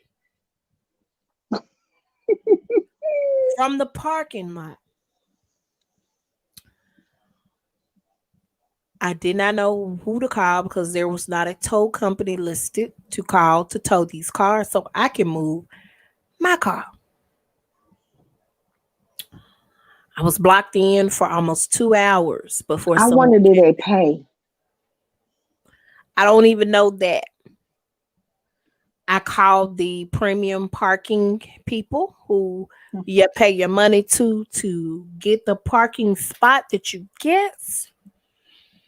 They were unable to help me. They kept saying they were going to send someone out to come and help. That didn't happen. So I have decided, after spending 2 hours of my life in a parking lot by myself, because keep in mind, I went to the PJ Morton concert by myself down at good old Handy Park. Okay. I made the decision and the choice in my life to, I'm getting chauffeured. I'm catching an Uber, a Lyft, a Bift, whatever it is that I need to catch. Because the premium parking people, which I'm writing a long and disturbing letter to you guys on tomorrow, might be tonight, because I want a refund of my money because I had to extend my parking. Okay. Because the show, I was out there about 5. The show, they opened the gates at 6. The show didn't really start to probably about 6:40. The lady spent about an hour on the stage. Then PJ Moore, they had to switch out and get his stuff set up. So he didn't come out till probably about 8. Yeah, he came out at probably about 8:15. And then the show was over at about 9:50. Because he left and came back out and did one more song for us, which there was a gift. I'm writing a letter because I want my money back. Okay, not all of it, some of it. Because for me to spend as much as I spent to park in your little measly lot, to have people block me in, I don't know if they paid. I'm not sure what happened. But I would think that because they had did an extra line that you're going to be like, hey, let me see if these folks paid. I mean, they didn't ask me for their license plate numbers. I actually gave them my license plate number so whoever could come help me could find me. They need a tow company on their payroll to come tow cars that are in the way, because that was out of order for me to be blocking. And I waited from 9:55 to 11:40. Did anybody apologize to you? Nobody's apologized for anything. I was gonna say for shit. I probably should have just went on and said it, because that's what this segment is about. You just said it. I did. I don't understand the dynamic. I don't understand why you guys don't have a tow company on payroll. Now let me put this out here right now. PB&J, because I did make a post on Facebook to see if anybody knew if there was a tow company that was assigned to the city. PB&J had been the tow company for years, but I learned after Googling that as of 2018 they were no longer affiliated with the city of Memphis, and the parking is privatized. Okay. So because the parking is privatized, that ain't going to the city. The city might get some kickback or whatever. They may have a contract with premium parking. But let me say this, premium parking, y'all gonna hear from me, because I'm typing a very long and disturbing message. I need at least half of my funds back, man. Because I was inconvenienced. I could have been home chilling. I had to also pick up my child at 2:00 in the morning. And let me say this to the people. Hire enough people for your shifts. I'm telling you what is going on. It's not just Wendy's.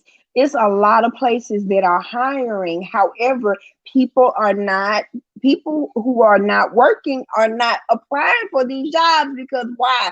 They get more money from the unemployment. That is why. There are people that don't get unemployment that need to go to work. That's all. Y'all can find a teenager that wants to make $11 an hour. Y'all can't tell me, because the teenagers ain't getting unemployment. The college students ain't getting unemployment. That's an excuse. And maybe nobody's applying for it. I'm not sure. But my child is in college. This ain't gonna be his life job. Probably after the day, probably won't be, because he probably got to cut somebody out. My baby was not feeling good and he was mad. But I digress. I need y'all to do that. 2:00 in the morning does not work for me as his personal chauffeur, because the baby ain't got his license yet, so he can't be out here in the streets driving. That was my weekend. I think people have been trying me. I'm sick of the triarization. I really am. They're trying you. Saying the try? Is they trying you when you saying the triarization? I cannot continue to be tried. Understand, some things are gonna happen to some people. I'm gonna have to pray. Y'all gonna have to pray for me, saints, because and ain'ts. I take the ain'ts prayers too. I cannot continue to do this. And maybe it was this week, because this week it let me also say this, and I got a lot on what's bugging you. Advocate for your parents. Let me say, if you ain't cool with your mom and daddy and they sick and they going through changes, I'm not saying forgive them, but you only have one mom and one daddy. Mm-hmm. These doctors don't care about your parents. They do not. They collecting a check one way or another. If your mom and daddy die, they die. They still gonna get paid. Understand. Advocate for your parents, because they don't care. They gonna do what they do, and it is what it is. Had I not been with my mom, and it was by the grace of God that I went with her to her procedure on Tuesday, it was needed, and I needed to be there. The doctor was like, I don't know what you want me to do. Like, I Okay, why are you a doctor? You the doctor, bruh. What you mean you don't know what you want me to do?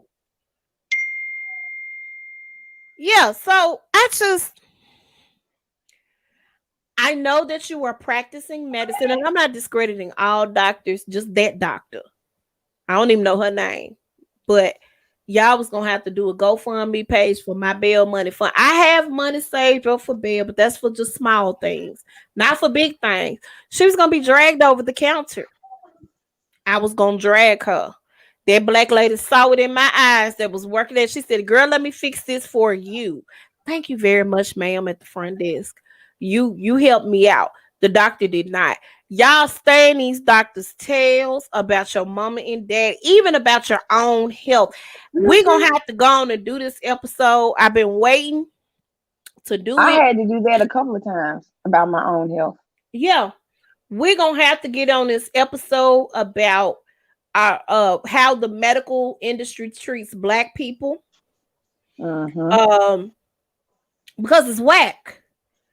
You know, y'all don't care. You ain't gonna treat us. Our insurance might not be too good, or whatever the situation is, or you recommended chemo. And let me say this, not to knock chemo, because chemo works for some people. It doesn't work for everybody. It breaks down your entire immune system. And I thank God, you know, one year my mom had a mammogram. Yeah. And women, get your yearly mammogram, please. Get your mammograms. Please get those things done. 1 year, they didn't find anything. This next year, we see a little something. Yeah. And it was cancer. Yeah. And we found it so early that she did not need chemo. She had to have radiation, but she did not need chemo. We doing the episode. I got to get to work on it. Whatever I need to do to find the people that's going to participate, because I cannot continue. I see this all the time, and Black people are still being mistreated in the medical industry, and it's ridiculous and it's disgusting, and it makes my blood boil. Especially with the coronavirus, especially that. It is just ridiculous. And let me say this: if you don't have any extenuating health circumstances, that may not be in your best benefit to get this vaccine, I suggest getting it. The world is opening up. I was in Walgreens to get my vaccine with my mask on, and people were walking around Walgreens without a mask on. Walgreens. The concert I went to last night, there were many people who did not have their mask on. Now, they may have been vaccinated, because the rule of thumb is now, if you have been vaccinated, you don't have to wear your mask. But that doesn't mean that you're cured from it. You're not cured from it. You're gonna get it. No, let me say this: you are not cured from the disease. Let me be clear. It's not a cure for the disease. They have made that blatantly clear. It's not a cure for the disease. It is simply to slow down the symptoms that you may obtain that take place. A lot of people who have pre-existing conditions died from COVID because those pre-existing conditions and COVID adding to it broke down their immune system.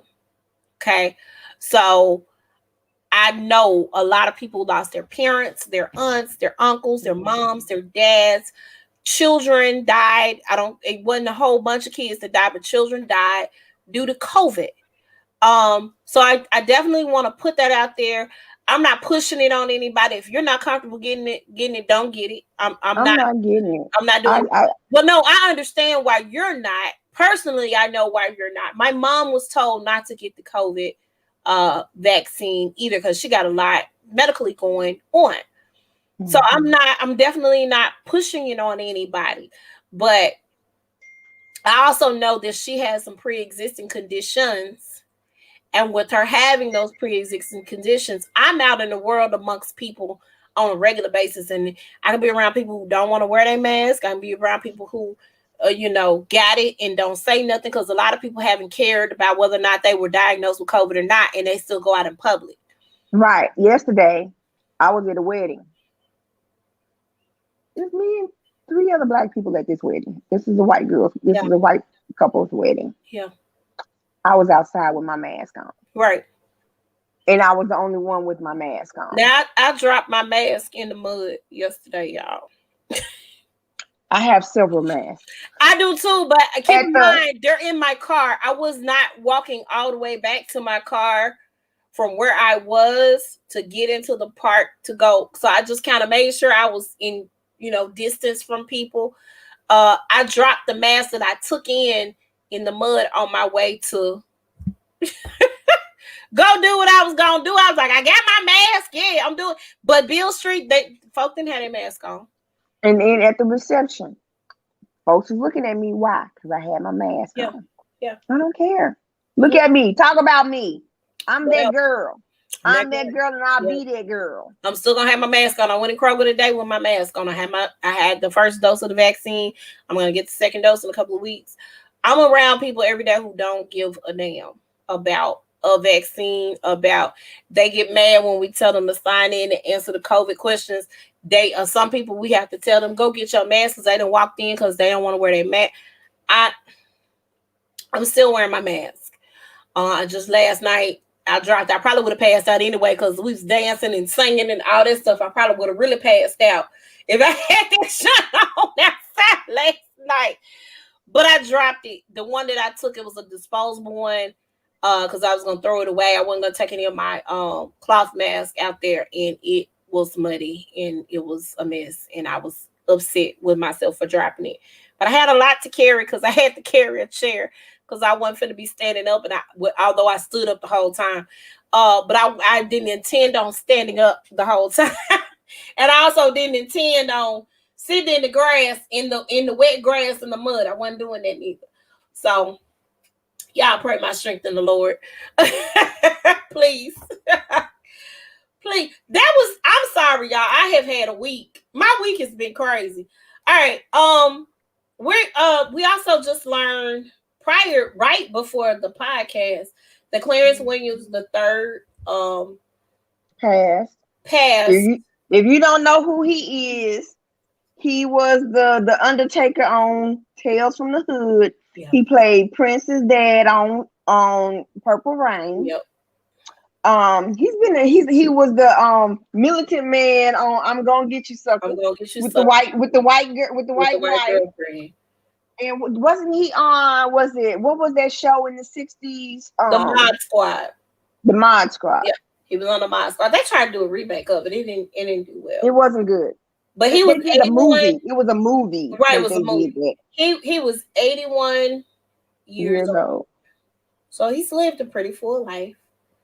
But yes. But he did pass. Actually passed on June the 4th. But they're just now reporting it today. Right. Yeah. Right. Yep. So we just wanted to send condolences to his family, friends, anybody who's known him in the industry. Very awesome actor. He takes on his roles. Wasn't he also on Sugar Hill? Didn't he play the dad on Sugar Hill? So listen, Clarence Williams III is, I would put him there with Giancarlo Esposito. Mm-hmm. The other guy who played on I'm gonna do some more of his cinematography. Hold on one second. Yeah. It's some actors that don't get their just due. Joaquin Woodbine is one. Giancarlo Esposito is another. Tales from the Hood, Hoodlum. He was on Hoodlum. On Hoodlum, I remember that. And this Mystery Woman, what is this? Have you ever heard of Mystery Woman?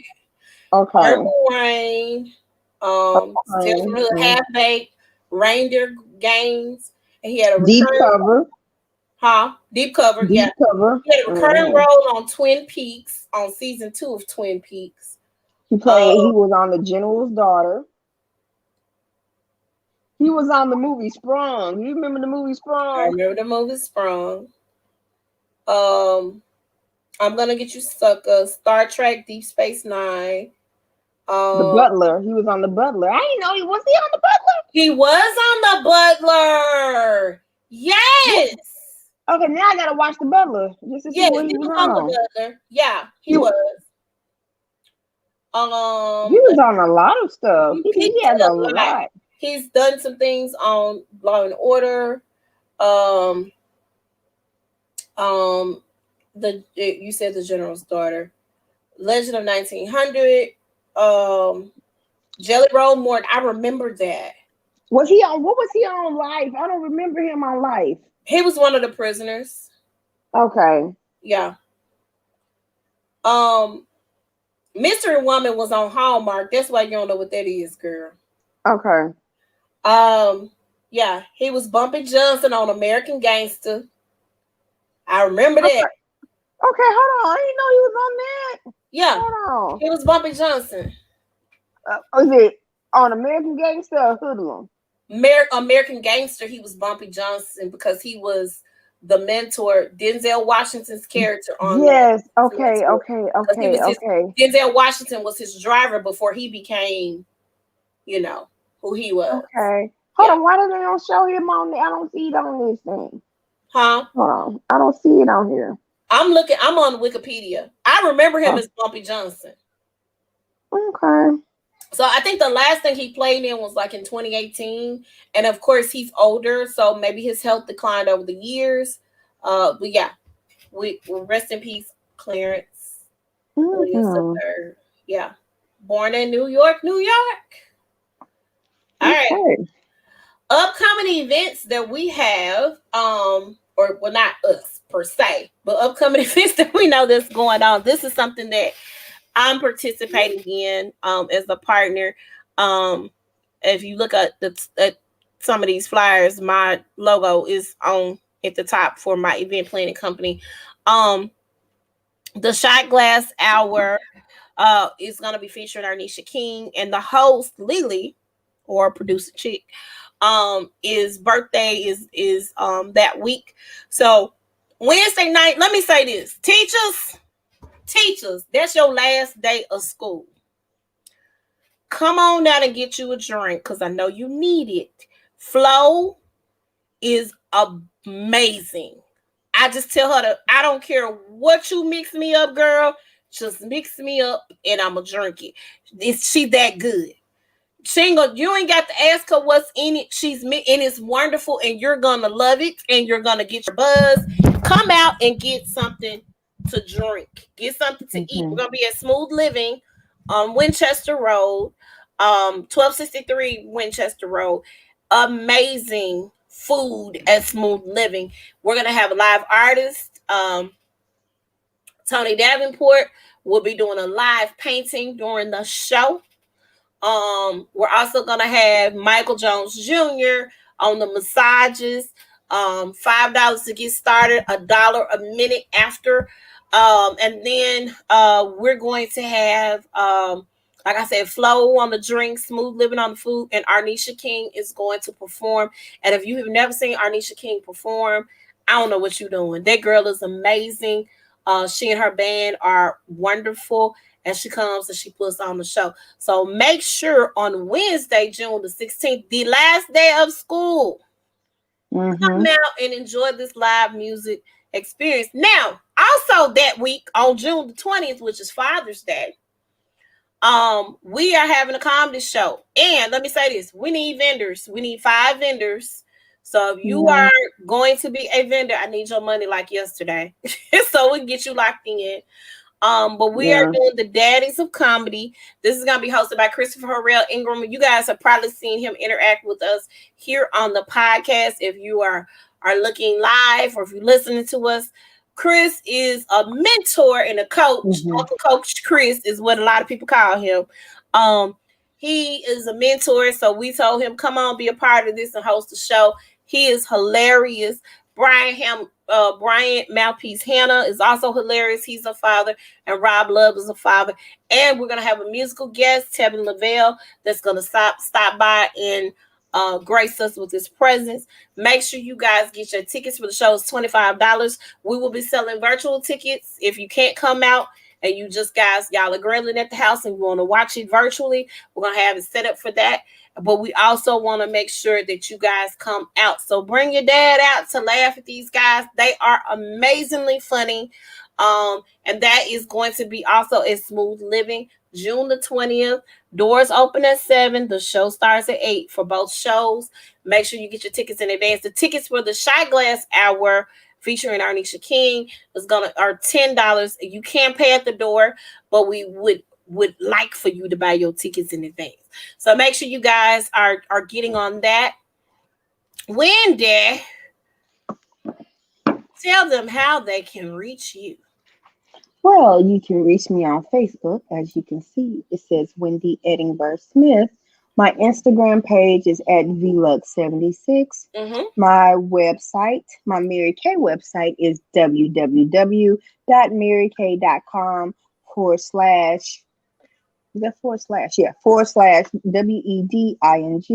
WEDINGBOURGH. Okay. Do you have anything going on for Father's Day? No, but I am contacting clients and asking clients about the beard. You know, I'm doing the beard oil.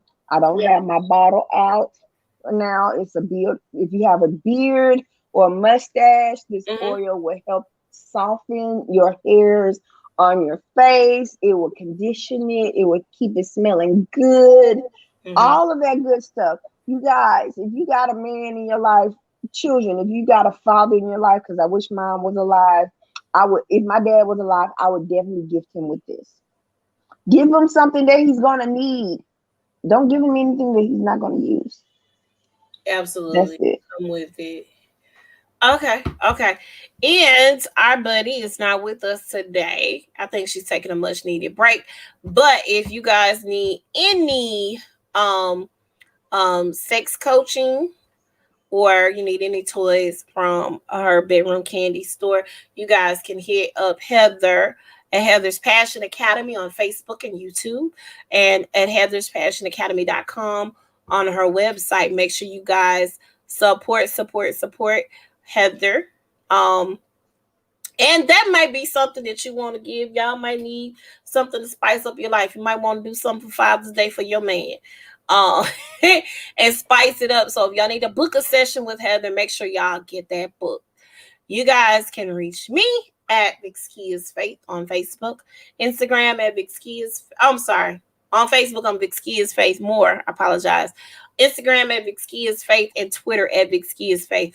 9 times out of 10, I post a lot to Facebook and Instagram at the same time. But I don't post a lot to Twitter. I might retweet some things, or I might come up with something. But make sure you guys check me out at those sites or on those at my handles. Add me as a friend. Follow me. I will follow you back. I do actually do that. So make sure you guys hit me up. If I have anything else coming up besides the shows that I am putting on, I will definitely let you guys know. And you guys can reach us here at The Size Up on Facebook at The Size Up, Instagram at The Size Up 2102, YouTube at The Size Up Official Podcast, and email us if you have a show idea, you want advice about something, or you want to be a guest on the show at The Size Up 2102 at gmail.com.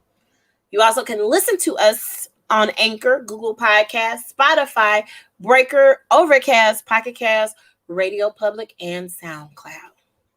Thank you guys for joining us today. We thank you so much. We love you guys for your support. Thank you guys for supporting us, following us, interacting with us on our pages, and watching our live. Thank you so much. On YouTube. Check us out on YouTube. Like our page. Hit the little notification so you know every time when we go on that you can watch us live, and you can always interact. We look at the comments, we read the comments. So we really appreciate your support on this. Thank you so much.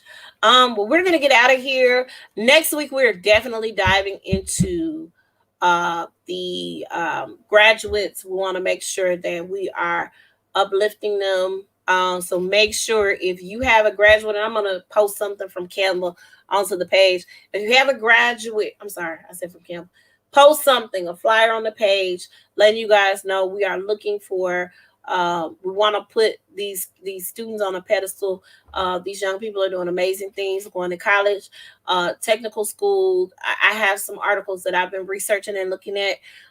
So make sure you send us information on your graduate, high school, college, kindergarten, middle school, whatever you graduating from. Go ahead and send that on over to us, and we're gonna feature your kid. Thank you guys so much for joining us. We'll see you next week. Bye. Bye.